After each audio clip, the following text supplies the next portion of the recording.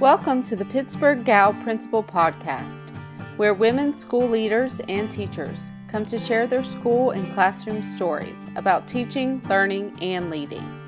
If you are a woman leader or teacher, I would love to have you on the show and share your story. Please connect with me on Twitter at eclaire_ahs or following my blog at pittsburghgalprincipal.wordpress.com.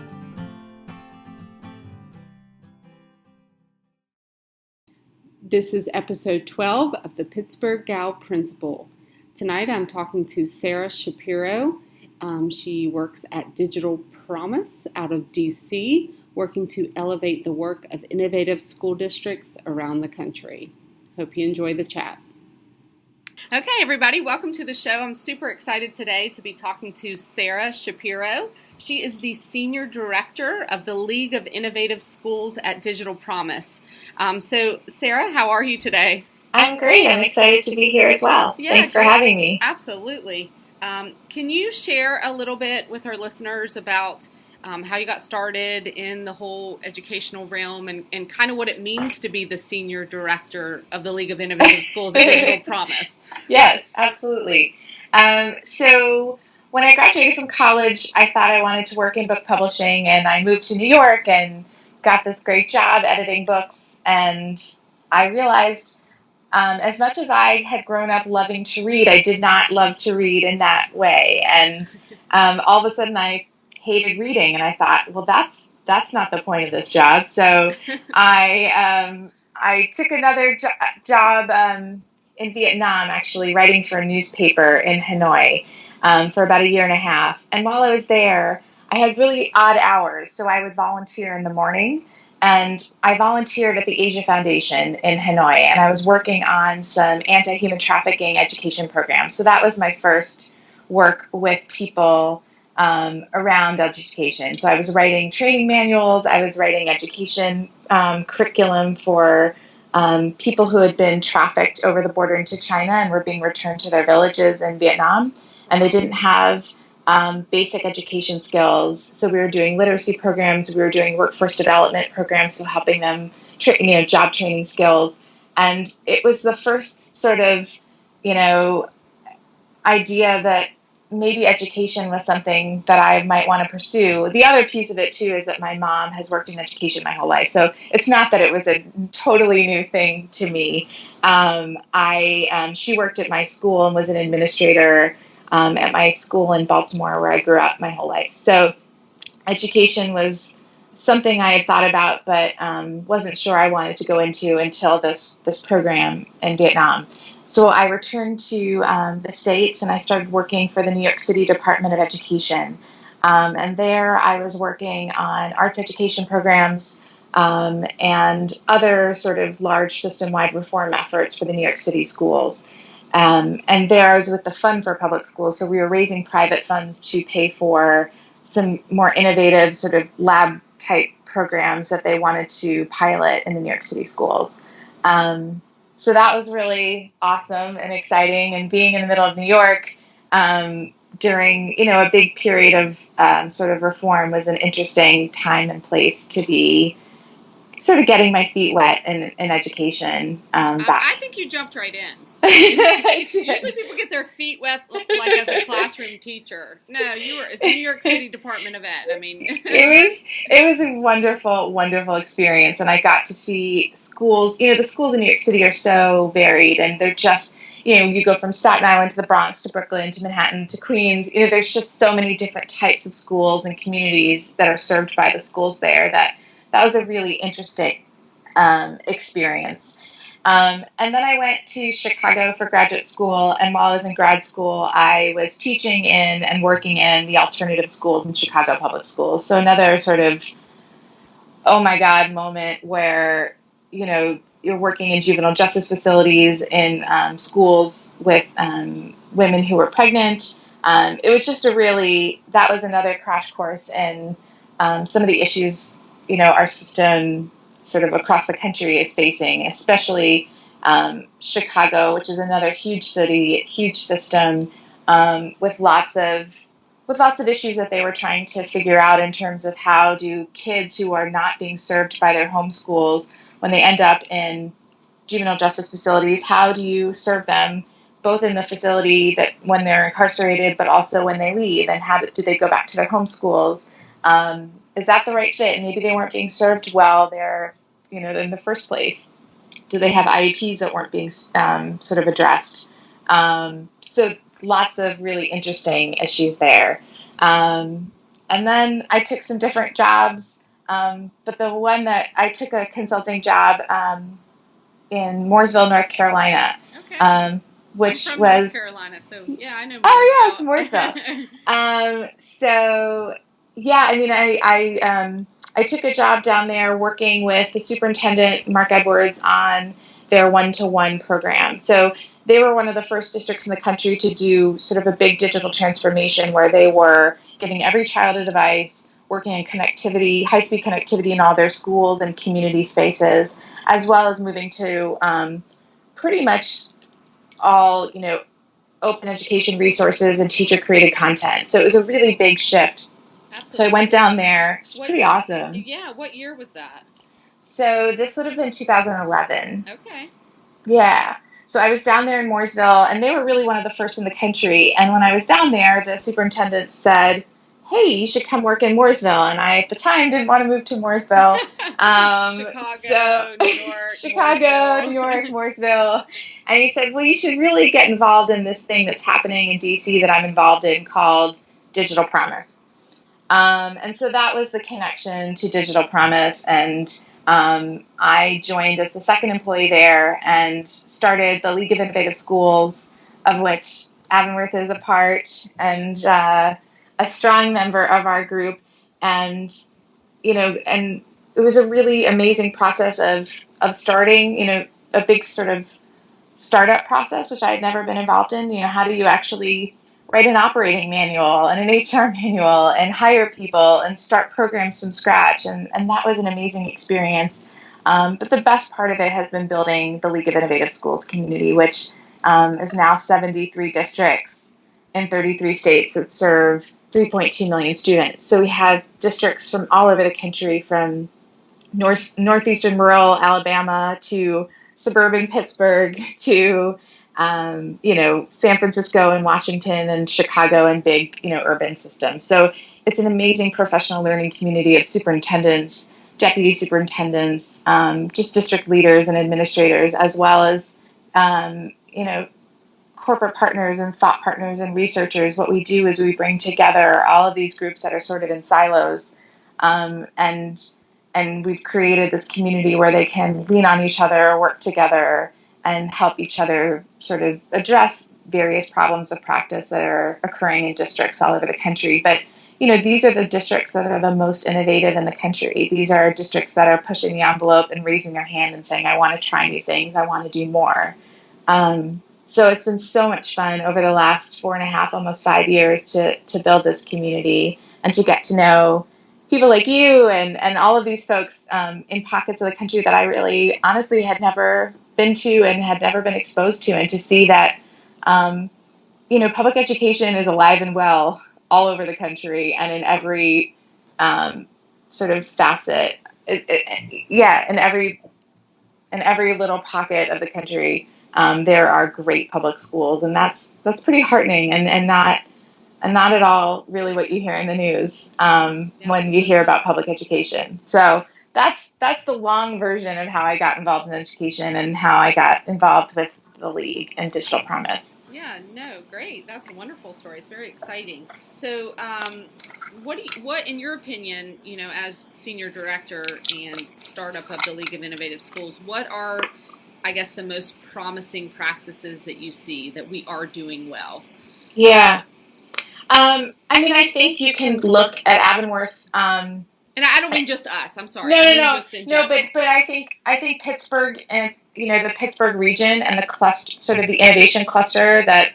So we call them education innovation clusters, in sort of geographic regions in the country where there's great synergy between partners, like museums and libraries, that are coming together to partner with schools and really stand up and support the work that's happening in schools. So I'd say one of the most innovative things we see is art, and want to continue to sort of help promote and support are these clusters like Pittsburgh, where there are so many school districts working together. So they're not working in silos. You guys are all working together. You know each other. You're partnering with the same partners, like the Children's Museum of Pittsburgh, like the Heinz History Museum, you know, Carnegie Mellon, all of these amazing partners and resources that you have in the Pittsburgh area. The way that you've partnered and how you've created programs in your schools that take advantage of what is available in the community, whether that's, great engineering expertise for, maker spaces and things that you're doing. I think those partnerships are probably the most important and the most sort of innovative practices we're seeing, which is you can't do this alone. School districts that realize we need to bring in expertise, we need to bring in folks, we need to bring in programs, and also give our students a view into what's possible outside of school. Once they leave the school doors, what can they do in their communities that will support their interests and get them excited about learning and about what's possible after school. So I think that's a really interesting thing. And I think the maker movement in general, it's not a new thing. It's just that a lot of people are focused on it right now. And I'm really excited about the fact that schools are seeing what's possible when, this great technology that we see out there right now it exists at the nexus of technology and all of these hands-on experiential learning that we all did when we were in school, shop class and all these things. So when those things come together and get kids excited about learning, creating, making, producing, I think that's another really exciting thing that we're seeing out there is just this focus on making kids the producers, not the consumers in school. Absolutely. That whole idea of creating and not just consuming is the initial idea for me starting this podcast, actually. Oh, that's great. I love that. Because I was driving down the road. I mean, I drive an hour to work. So there's lots of time. That's a long time. So there's lots of things that can happen in an hour. And I was always listening to podcasts. And it just, I had an epiphany one day. And I said, oh my gosh, all I'm doing is consuming. I'm just consuming what other people have created. So I need to be a model of what we expect from our teachers and students. I need to be a creator. So I don't know how to even start a podcast, but I'm going to try it out and see. I love that so much. Yeah, it's a small thing, but I've obviously really enjoyed it because I'm still doing it. Yeah. So I have another question from something you said.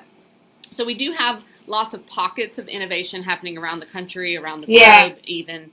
How do we scale that? I mean, I would assume that's one of the purposes of Digital Promise and the League of Innovative Schools is to share the stories so it's not just happening in pockets. But are there strategies or ideas that you guys have to do that and to do it quickly and well? Yeah, I mean, I think that's the $1 million or the $1 billion question or $1 trillion question, whatever the right dollar amount is.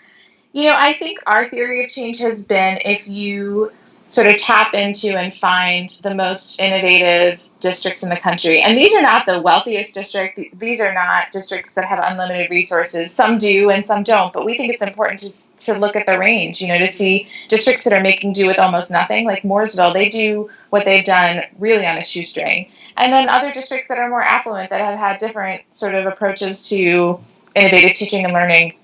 So we think it's really important to have these proof points for what's possible in all kinds of environments.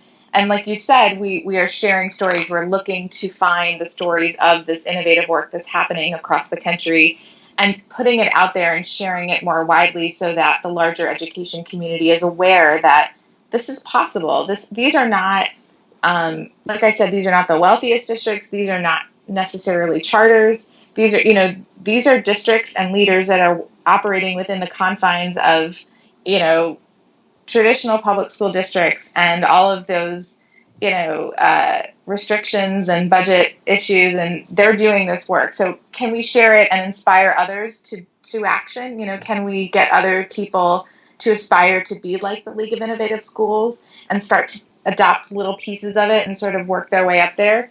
Other things we're doing, though, to sort of help move folks along is we've created a leadership coaching program so that coaches from the League of Innovative Schools, so superintendents and CTOs and other folks from the league, are going into districts around the country that are not quite league ready, but they really want to understand how to use digital technology and learning technologies and research and really understand how to do a digital transformation.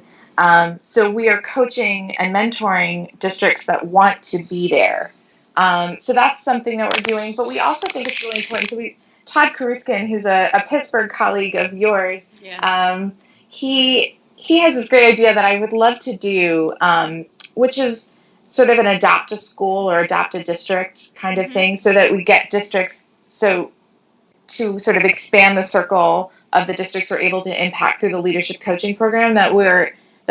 If there's a district in the Pittsburgh area that needs a little help, that Avonworth or Elizabeth Forward or South Fayette would adopt a district and work with them to help move them along, to bring them into their districts, to show them what they've been doing, to sort of inspire and show what's possible. Because I think that's really what is sort of an impediment to innovation, is not seeing it yourself. One of the most important things we do with these district leaders in the league is we bring them on school visits twice a year to other districts in the country. So when they see other things in action, like when they came to Pittsburgh and saw, oh my God, look at these maker learning labs. Look at this program they're doing with Carnegie Mellon. I could do that in my own community. So how do we inspire people to take something that they see in another part of the country and bring it back to their districts? So I think it's about showcasing the best in public education and giving people tools and toolkits and ideas for how those things happen, and then hopefully inspiring them to do something differently in their own districts. Absolutely. But I don't have a good answer. I mean, I don't think anybody has a good answer to any of this. I think people thought the scaling issue would be maybe addressed by some of the technology, that the technology would be one of the it would be sort of a silver bullet, and it hasn't been, because it's still human beings who run schools, and it's still a human problem, Sure. There are no silver bullets at that. No, anything I know, that is for sure. Now, so how does a school get involved, or a district get involved in either the league if they're interested in being recognized as one of the most innovative schools, or if they're not quite ready but they want help in transforming their school environment through this leadership coaching workshop that you guys have developed? Yeah, so the League of Innovative Schools has an application process once a year. We just closed the last one, so it will be open again in June 2017 for the next cohort to come through. So we'll be bringing on a new cohort in November. And then the leadership coaching program, we are still recruiting for the second cohort of that program. So we've already done 1 year of the leadership coaching program, and we're recruiting now for the second cohort. So they can go to the Digital Promise website. So that's www.digitalpromise.org, and click through to our professional services page. And there's information about how to get involved in the leadership coaching program. And folks from the League of Innovative Schools who want to be coaches can reach out to me directly if they want to work on and sort of travel around and help other districts do the work they're already doing. Oh, okay, cool. Yeah. Now, so you took a job, many jobs, that, you think about it, like 10, 20 years ago, probably never even existed. And that's the message that we keep receiving about the jobs that are going to be available for our students in the future, is basically they haven't been created yet. And many of them will have to be created by the individual who sees a problem and, create some sort of solution. So I'm wondering, what skills were required of you to do that work, to basically create something that wasn't there before? That's a great question. I haven't thought about that exactly as it applies to me, because I keep thinking about the jobs that will be, in 10, 15 years for the current students.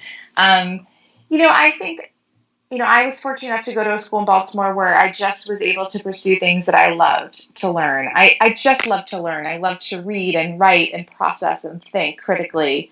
And I think that's probably the most important thing, is is to really love to learn and to feel like you can sit down and roll up your sleeves and solve problems, which is a lot of the challenge-based learning or project-based learning approaches that a lot of the districts are using.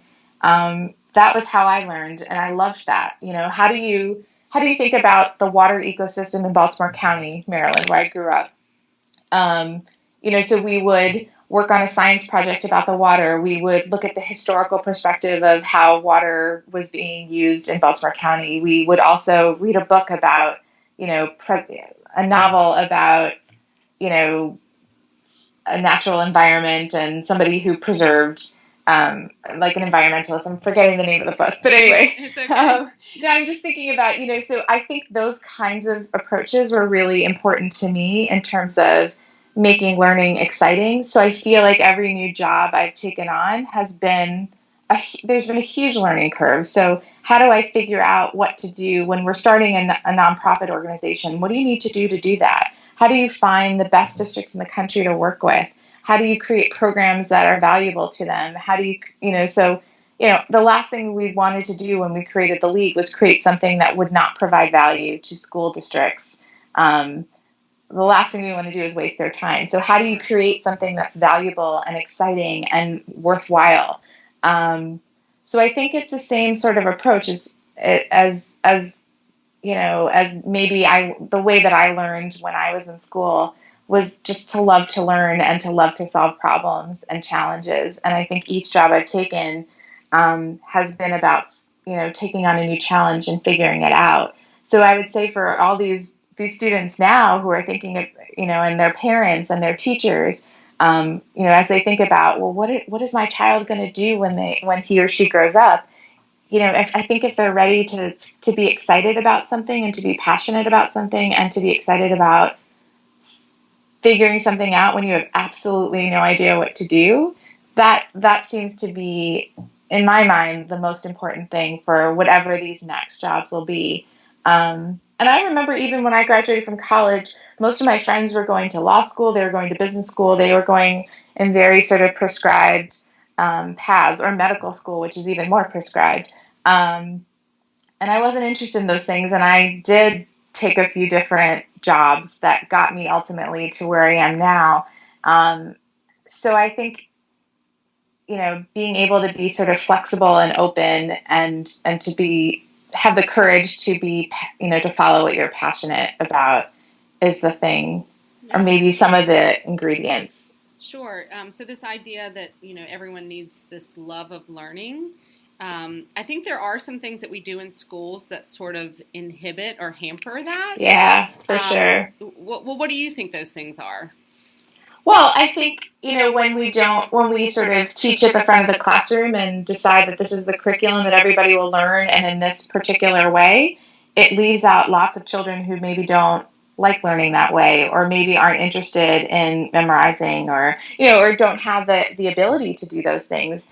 If you, create pathways for students where they can, get sort of access to and learn the same material, but maybe do it in different ways, do it through a project, do it through a movie that they create or a novel that they write about whatever the topic may be. If you're addressing individual student needs and pathways and learning styles, learning styles isn't like a real thing, but I do think there is something about tapping into, students' passions and desires and what makes them excited about learning.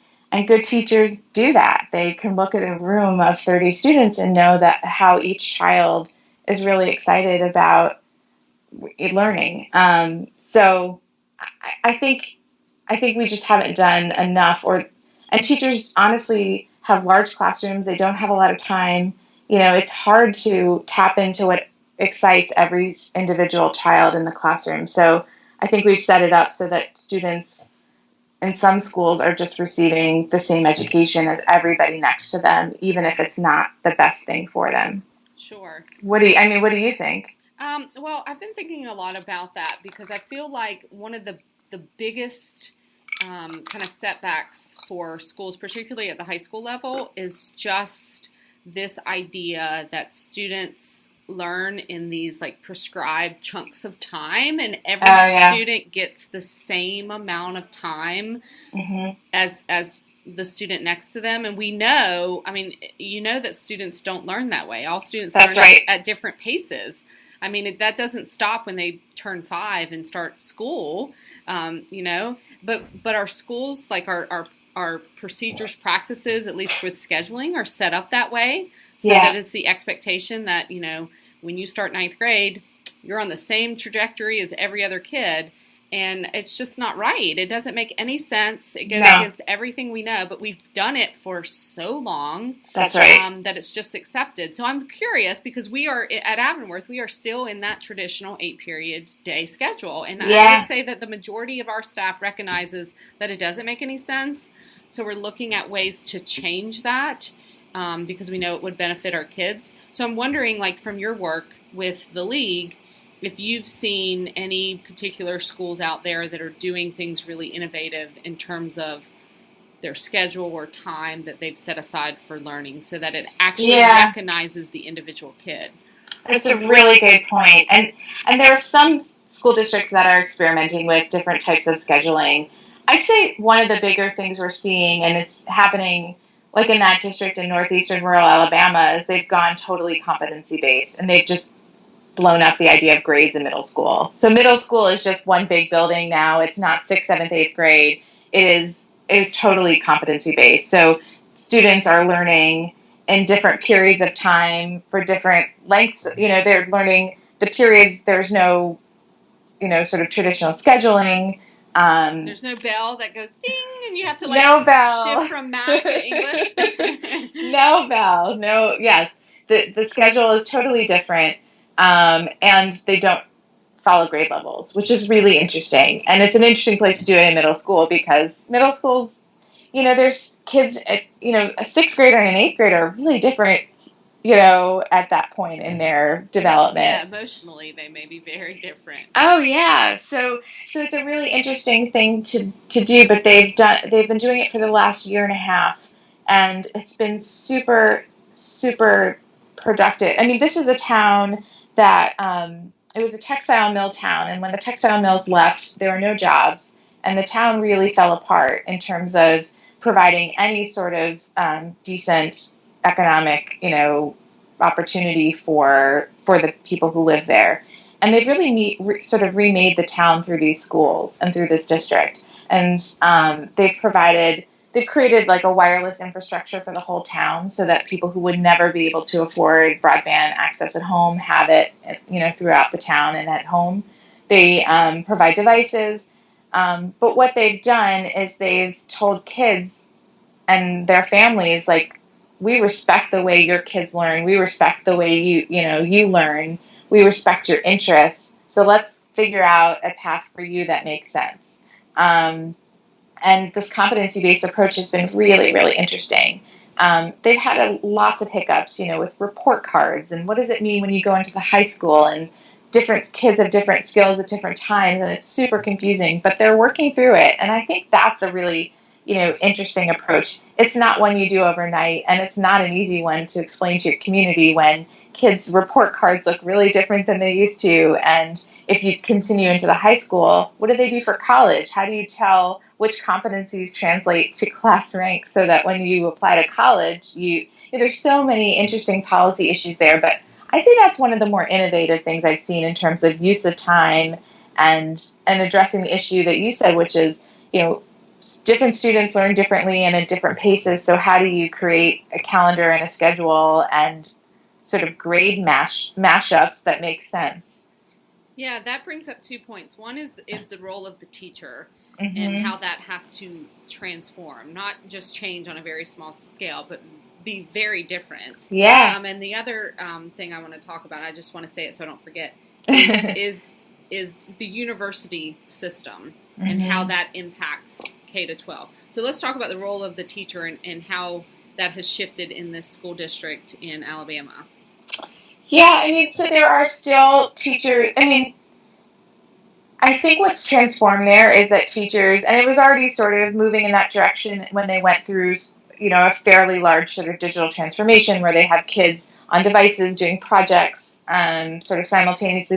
They've been moving in that direction for the past 4 years or so. And I think, and you probably know this much better than I do, teachers are more sort of learning guides or than they are sort of the sage on the stage, as everybody says, right? I think what's interesting is when you go into classrooms around the country, especially in the league districts, you don't often see teachers at the front of the classroom anymore. In the schools where this is happening well, you see teachers sort of in the middle, sort of moving and working and with different groupings of students. So that's a really interesting thing that I just noticed when I go into schools now. I just don't see that at the whiteboard or chalkboard or whatever, or even a smart board, a teacher in the front of the classroom. They're just sort of more like learning coaches and guides through the process. Absolutely. I think it's hard for some people to own up to the idea or the fact even that the teacher is no longer needed as the content expert, as the transactional, person who gives the knowledge to kids. Yeah. I thought about this last night because I was creating a Google map with little pins, which I had never done before. I didn't know how to do it. Well, I didn't wait for my teacher to tell me how to do it. I just went online and I Googled it and I researched and I read through. Right. And it made me think of the classroom and the idea that, where the teacher is more the provider of resource, the coach on the side, not the transmitter of information that they can all. Yeah, and that's a really hard shift. I mean, and I know that's hard for teachers to, and it's hard for parents who were taught a certain way and they see a classroom that looks different that their child is attending. I think that shift is really hard, but I think in some ways it absolutely mirrors sort of where we're going as a society, where, like you said, you went online last night and you looked at how to do a Google map with pins and you figured out how to do it. And kids need to know how to do that. And I think that's a big difference in terms of, the way that technology is being used in different schools across the country. Where it's being used well is when kids are taught to use it powerfully, not just to, like we were talking about earlier, not just to consume videos or media or things that are created for them, but to actually seek knowledge, figure out where to find it, use that knowledge to create something or produce something new. That powerful use, I think, is the biggest divide. So you see lots of technology sort of being deployed across the country, in schools across the country. The difference is when school districts are teaching students to, the powerful use cases of technology. Absolutely. Versus like the consumption stuff. Right. So let's talk about the university system, because I feel like that is always the barrier that maybe my high school teachers and even my parents struggle with in terms of doing school differently or transforming the learning environment for kids, because they know that in order to be admitted to college, the college admission folks are looking at this transcript, they're looking at their grades, et cetera, et cetera. So I'm curious to know if Digital Promise or the League is at all, in the future, going to expand to recognize innovative universities or colleges, and just your thoughts on the whole university college system in the United States. It's a big one. Yes, big question. So I think eventually we will be working on higher education. I don't know if we'll do a League of Innovative Universities or what that will look like exactly. We're doing things in a Digital Promise. Sort of under the umbrella of Digital Promise is the League of Innovative Schools, some of our research and ed tech pilot work, as well as some work that is really focused on adults. So we have an adult learning project that is really about underserved adults who are trying to get jobs and who have low, levels of literacy. So we focus on that problem. And we also focus on educator micro-credentials, so teaching, sort of providing professional learning opportunities for educators. We have not, however, focused as much on higher education, but our broader mission is really about, increasing the opportunity to learn for all Americans throughout their lifetime. Mm-hmm. So it's definitely something we have to sort of work on. And there are other, nonprofits and organizations and policy shops around the country that are working on it. Well, good. That's good to hear. One of them that comes to mind, though, is Deans for Impact, which is based in Austin, Texas. And what they're working on is really sort of getting deans of schools of education to sort of agitate for change, in terms of how teachers are prepared for these new kinds of classrooms. Yeah. So they are the ones who are willing to really change teacher prep programs, but that doesn't really address. So, I mean, it changes the way potentially teachers are prepared to enter these new kinds of classrooms, but it doesn't address what you were talking about, which is how do you deal with a really traditional university system that doesn't necessarily recognize those new cool classrooms that exist all over the country? And I don't know. I mean, the one thing that comes to mind is the state of New Hampshire. And this is not a solution. This is just sort of one state and the way they've addressed it. So the whole state went to competency-based learning. It's like been 10, 12 years now. It's been a long time. It's pretty cool what they've done. And so the whole state has that system. So the report cards are different. It's all about mastery.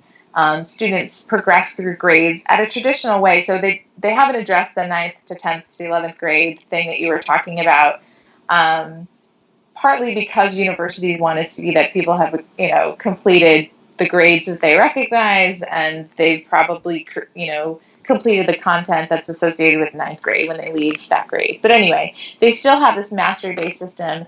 And what the universities have done is all of the state universities, so all of the universities in New Hampshire, and actually I think in Vermont and Maine as well, recognize New Hampshire's competency-based or mastery-based report cards. So they don't have to be sort of translated to report cards that will make sense for universities. They now accept these competency and mastery report cards, which I think is a big shift for them. Sure, absolutely. And was a big win for the school districts in New Hampshire, so that parents wouldn't freak out that their child's report card wouldn't translate to getting into a college that they wanted to attend. So that's one example, but it's not a great example. I think what they were doing before that happened was taking these really interesting report cards, which had all of the students, the competencies the students had mastered, and they were translating them to traditional grades and class rank in order to fit into a university system that didn't interpret those report cards that way. I'm not answering your question. I have no good answers here. No, but that's okay. We're talking big idea, big thinking. Yeah. Right now, so that's okay. I feel like, actually, I kind of hope, and maybe this is horrible to say out loud, but I kind of hope that if colleges, universities do not change or transform themselves, that they become irrelevant. And I say that only because I know that there are so many learning opportunities, like informal learning opportunities, that can happen and that do happen, but aren't necessarily recognized, like on a piece of paper. That there are more businesses and organizations and companies that want to see what your actual work is, what actual impact you have made, and what skills you have, or they want to train you themselves, versus worrying about what your expensive college degree is. I totally. I mean, listen, I think college is wonderful, in certain ways, but it would be great if some of these things became irrelevant. I think that's sort of the theory of change behind our educator micro-credentials, is that as educators own their own professional learning and can demonstrate competencies in, I don't know, wait time in a classroom or whatever whatever you want to focus on, providing deeper learning experiences for students, that eventually those competencies would be more important than traditional masters or various certificates that teachers would get. I think the same thing for students, right? If you're a phenomenal coder and you can demonstrate competencies in Java or Python or whatever it is you're learning, and you're going to be a great asset to, I don't know, GE to create, the next program that runs jet engines or something, then it shouldn't really matter what college you've gone to. So I think as we move, right, yeah. So maybe as we start to recognize competencies, both, for educators, for students, that stuff becomes more important, that as we recognize what students are able to do, um, and we can figure out a way to capture that in some sort of portfolio that is recognizable to employers and to, that maybe that becomes sort of where we go with all of this. I mean, wouldn't that be amazing if students could graduate with this phenomenal portfolio? Like students who are going to art school, they have a portfolio with, if they're a visual artist, with all of their, visual art that they then present to an art school, and they look at what they can do and see, is this the right fit for us? When they apply for jobs as a magazine editor, you have a portfolio of all of the work that you've done, and that's how you get the next job. It'd be very cool if that applied everywhere. I think it's going to happen. I don't know how soon or quickly. Yeah. I think it's going to happen because it has to happen. Yeah. So we'll see. Okay, so last question. Okay. So by the time this episode is released, school will have already started. A couple weeks. All right. What would be one piece of advice or encouragement, whatever you want to think about it as, for a classroom teacher who in the past has been hesitant about sort of shifting their practice, but wants to, but is just not sure what to do or how to do it? I think, I think the most important thing would be to find a colleague in the building, someone who has maybe pushed a little further, and, spend a little time, during your lunch break, sit in with their class and watch how he or she does it. I think the hardest thing for people, and I see it, and I don't see it as much because I don't work directly with classroom teachers all the time, but I work directly with superintendents and district leaders. The biggest disconnect is they can't get their arms or head around the idea because they haven't seen it in practice. But then when you bring them into, a maker learning lab in Pittsburgh somewhere, and they see it, there's this sort of aha moment that it's not so scary, it's not so crazy, it's really doable. So maybe it's for a classroom teacher, it's finding a colleague who will share and help you, just provide some examples of what this could look like and what this can look like, and share some lesson plans with you that really spell out, when do you integrate technology? When do you just put it down and just talk to students and have conversations? I think that would be really helpful. And also I would encourage him or her to start a PLC in your school. Start a group that's like, the tech novices, and then get people to come in and help you, and get a group together to support each other through that shift. Because like you said earlier, it's really hard to sort of give up that idea that the teacher is not the content expert all the time. And this stuff sort of all of this technology makes that abundantly clear really quickly. So it'd be really helpful, I think, to have a set of colleagues who are ahead of the curve, but also maybe a few who are behind the curve with you to help to support you. Absolutely. And to support each other. And for anybody who's listening who thinks, oh, nobody at my school would want to do that, another way that I always encourage people to sort of get off their island, if you will, is to get on Twitter and connect with educators around the globe, because there's so many inspiring people. I think that's a great idea. Yeah, absolutely. Hard. All those ed chats. I mean, there's so many of them on amazing. Every topic you could ever want to learn. Absolutely. I learned so much on those Twitter chats. Yes, me too. I love Twitter so much they tease me here at Avonworth. That's okay. I'll take it. So Sarah, how can people connect with you or get in contact with you if they want to after listening? Well, I would love to talk to anybody who's interested in this stuff, who's interested in, getting their districts involved in the work that we do. So you can just reach out to me directly at Sara, SARA, @digitalpromise.org. And I'm always happy to talk and to meet new people. Okay, great. Well, thank you, Sarah. I appreciate Thank you so much for having me. Absolutely. I can't wait to see you again. I'm hoping that the whole administrative team will be coming out to, I believe is it Baltimore? Yes, I hope so. I would love that. That's the plan. So I will hopefully see you then. See you soon. Thanks so much. Okay, bye-bye. Thank you everyone for listening in on the Pittsburgh Gal Principal Podcast. I am always excited to connect with women in education, learn how they are balancing work and home, as well as challenging the status quo about what it means to be a successful woman. My podcast is all about elevating the voices of women, so please share these stories with your friends and your colleagues. Find me on Twitter at eclaire_ahs. I'm looking forward to hearing from you.